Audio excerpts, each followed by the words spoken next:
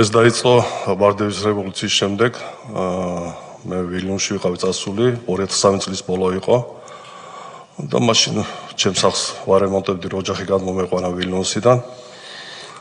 და დამირეკეს, რომ სანდრა როლოსი თავის ნათესავებთან ერთად შევარდა ჩემს სახლში, მარანი გამიხსნა და ქვევრები გამიხსნეს და ის ნებართვის გარეშე როგორც უნდა ისე იქცეოდნენ. რაზეც მე ვინერვული, იმიტომ რა უფლება ჰქონდა ჩემს სახლში შესვლა, ნებართვის გარეშე მარნის გახსნა.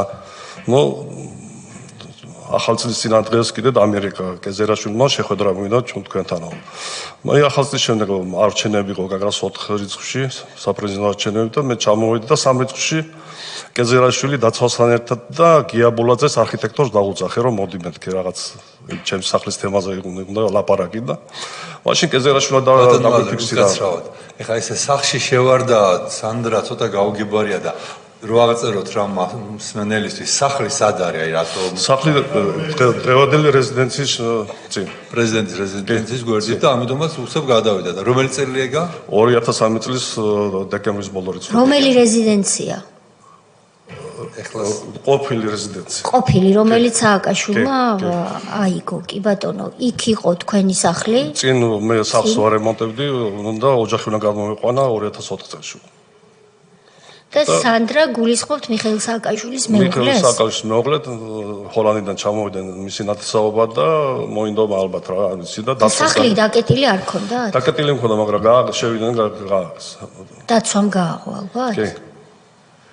გასაგებია. შემდეგ მე რო ჩამოვედი კეზერაშვილმა დაგვიფიქსირა, რომ ისა ტრატილის დატვირთული კამაზი რო შეეჯახოს კლდეზე, რა მოხდება ამ სახლში და მე ვთქვა რა მოხდება, მთელი ქალაქი აიწევა ხაში მაგ 10 ტონიანი დატვირთული ტრატილით კამაზი მე მგონი საკმარისი ხო ჩვენი ქალაქის ტრატილით დატვირთული კამაზი რო შეეჯახოს კლდეზე ამ სახლში რა მოხდება, გიაბულაძეც ესრებოდა არქიტექტორი ამ ჩვენ ლაპარაკს.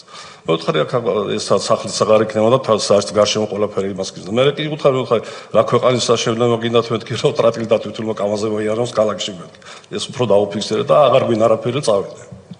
შემდეგ მე დამირეკა ადმინისტრაციის უფროსი იყო რომ შეხვედრა მოთხოვეს და მე დავთანხმდი უკვე ისე წავიდა საქმე რომ მეთქი კი კაი სახლი ბატონალები ბოდიშვილი საზოგადოებამ რომ იმას თანამდებობად რომ მიყვეთ რომ დრო დავზოგოთ მაგ დროს კეზერაშვილი რა თანამდებობას იკავებდა თქვენ რო შეხვდეთ მაშინ ჯერ თანამდებობას არაფერს არ იკავებდა იმიტომ რომ ჯერ ხელისუფლებაში მოსულები არ იყვნენ ეს იყო 2013 წლის ბოლო 2013 წლის 3 იანვარი იყო 2004 წლის არჩევნების წინადღე იყო ანუ ვარდების რევოლუცია მომხდარია და საპრეზიდენტო არჩევნები მეორე დღეს არჩევნები ჯერ არ ჩატარებულა მეორე დღეს არის 4 იანვარს არის არჩევნები ამიტომ არაფერი თანამდებობა არ ქონდა ჯერ არ ქონდა კეზერაშვილის თანამდებობა მაგრამ რა სტატუსით ესაუბრებოდით თქვენ მას როგორც წარმომადგენელი მიხეილ სააკაშვილის